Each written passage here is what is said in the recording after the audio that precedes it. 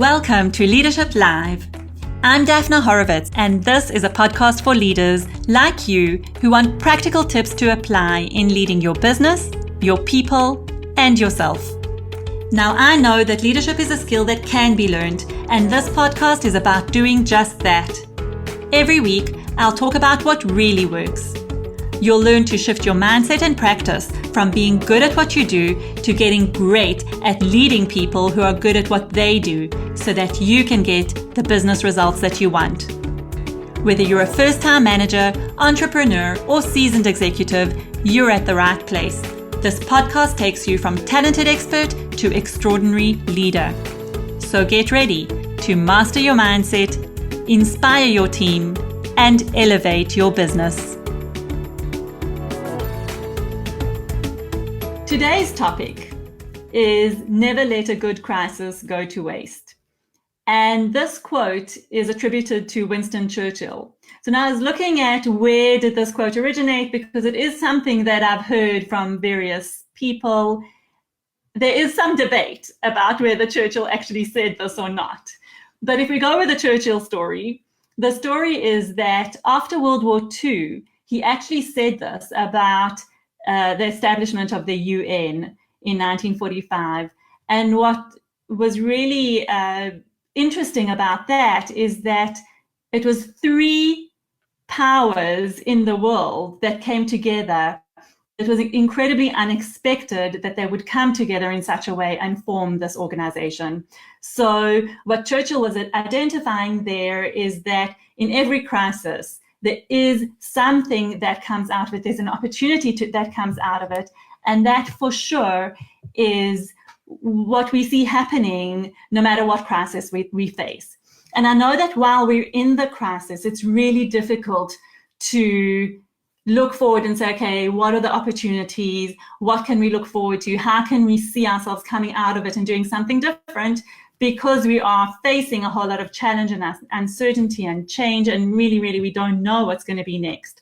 It's not an easy thing to do, but it is a good question to ask. And that's what we're going to be asking today. What are the opportunities that we can maybe identify and start to work on as a result of our crisis that we're facing at the moment? And I think that there are many that have already been identified, and there can be even more if we just shift our mindset a little bit to say, okay, we're in a crisis. What opportunity can arise from this for us? How can we take this crisis and not let it mean nothing or be for nothing?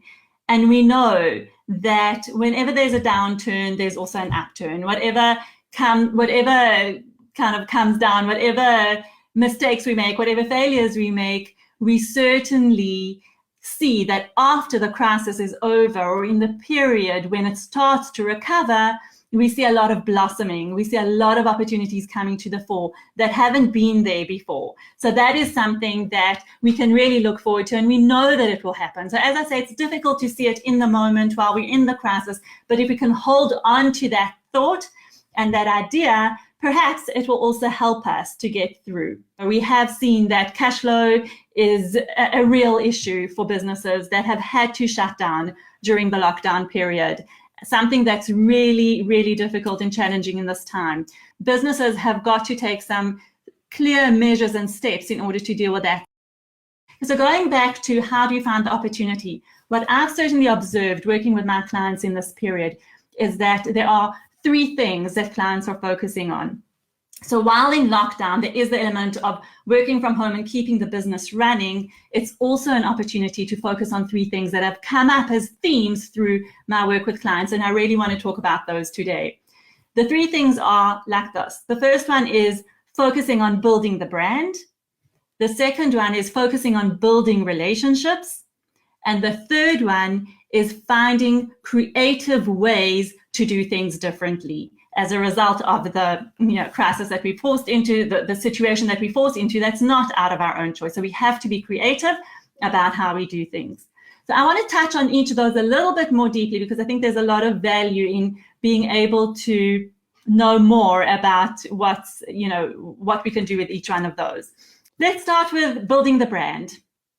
So I think what's really important here, and this is key to the work that I've been doing with many of my clients, is that in this time, the way you approach the situation, the crisis, your people and your business is really going to show how you handle crisis. It shows your clients, your staff, your stakeholders, your suppliers. It shows kind of what you're made of. It shows what your brand really stands for.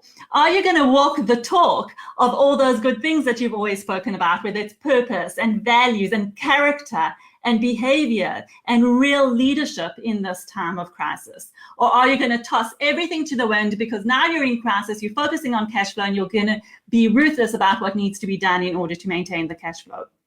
So that's a good question to ask yourself. What does your brand stand for, and how do you build this brand in this time? Because I believe that when we move out of the crisis and we start moving into the period of blossoming and growth again, people are going to want to know more. People are going to look back on this time, see how you handled yourself, and then decide if they still want to do business with you. And I think this applies to customers. It applies to your own staff. I think we're going to see something happening because people are now using staff. Employees are at home. They have time to reflect and think about things, and they really want to know if they are going to want to work with this business afterwards, because the way a business and leaders handle crisis shows the character of the leaders and the business, the walking the talk of the values and purpose, and people are going to be making a decision about whether they want to continue being in relationship with you. So don't overlook this fact of what your brand stands for,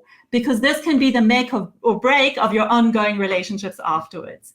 So I spoke about 3 things that are really good to focus on in times of crisis.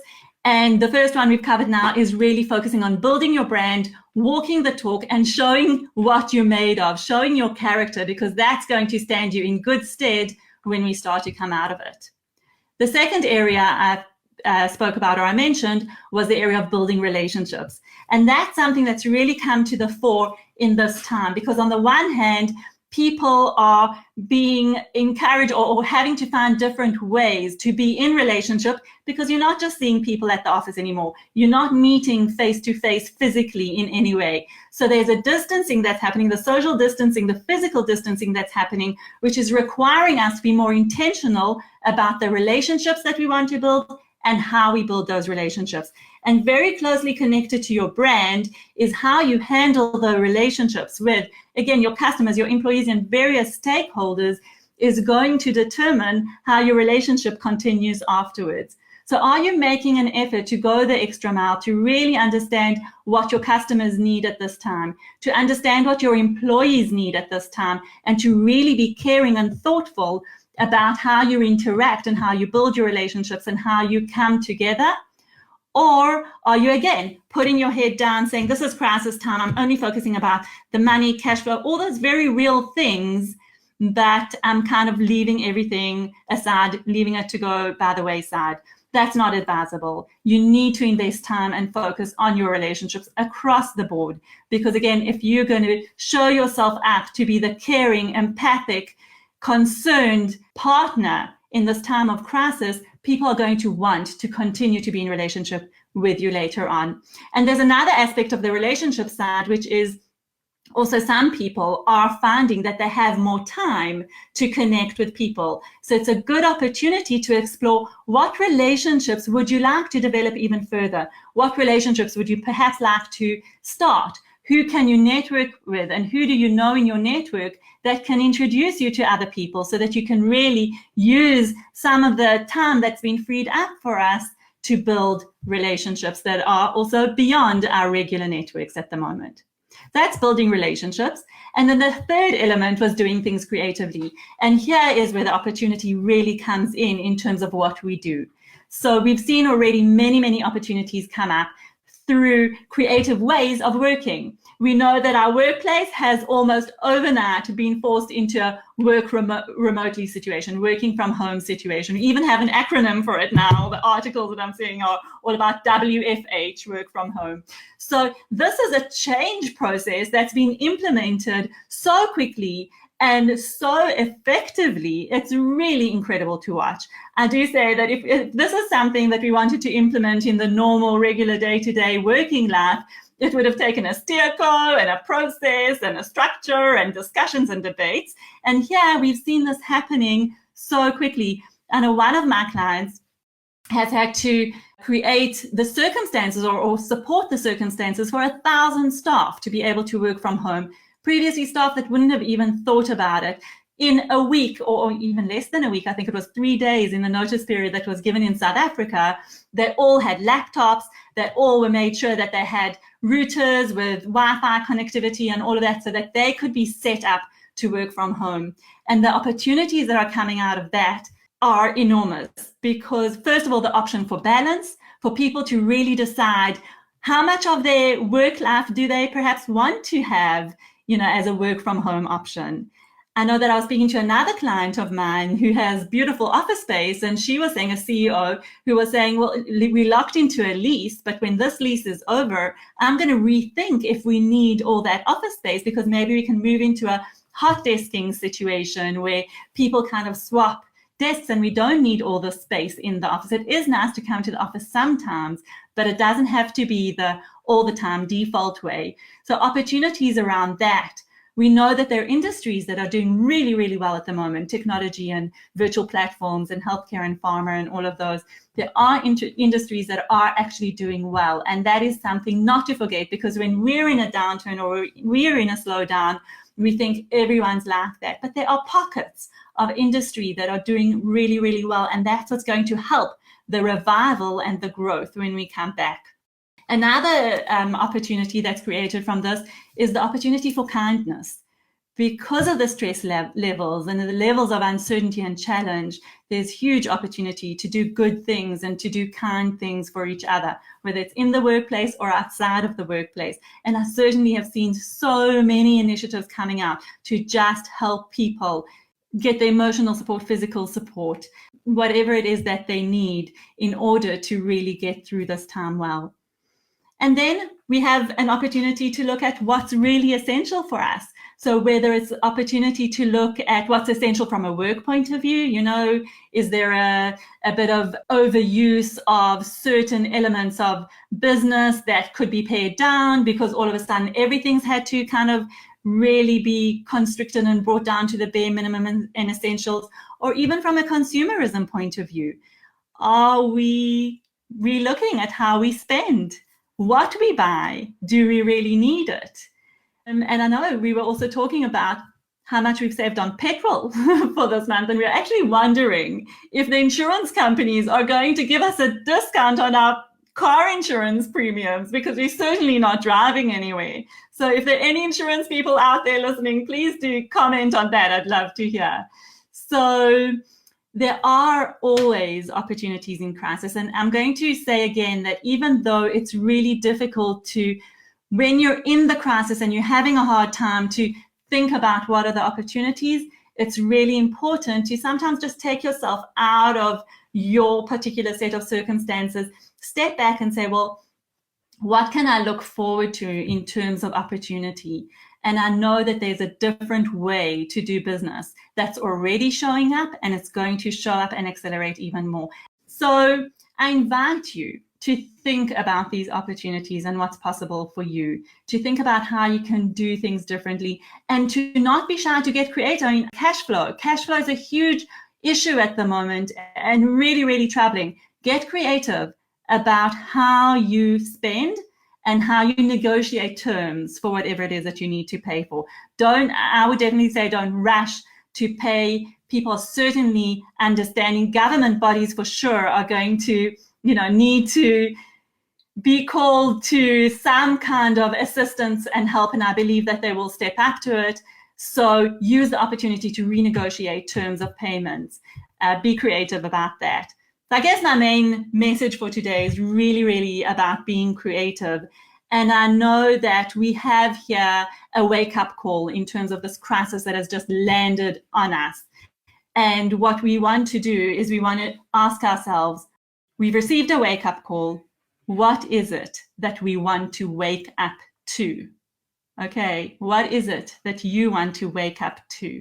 And then take the opportunity, grab it, make it happen, live it. Like I always say, It's also okay in between the positivity and looking for opportunity and trying to change perspective and do something different. It's also okay to sometimes watch a little bit of Netflix and scroll on your social media feed. So yes, that's also okay. And I'll leave with that question of, we've had a wake-up call. What is it that you want to wake up to? And then make it happen. Have a beautiful evening, morning, afternoon, wherever you are in the world. Thank you for joining me, and see you next week. And this wraps up another episode of Leadership Live. Thank you for joining us today. You can head on to my website at daphnahorovitz.com, where you can download many resources, including a chapter of my book that will show you how to get through tough times and define a big vision for your leadership and your business. If you enjoyed this episode, be sure to subscribe, and I'd be even more grateful if you'd share it with a friend, leave a review and a 5-star rating so that I can continue to reach and support leaders just like you. Tune in next week to Leadership Live, where talented people become extraordinary leaders.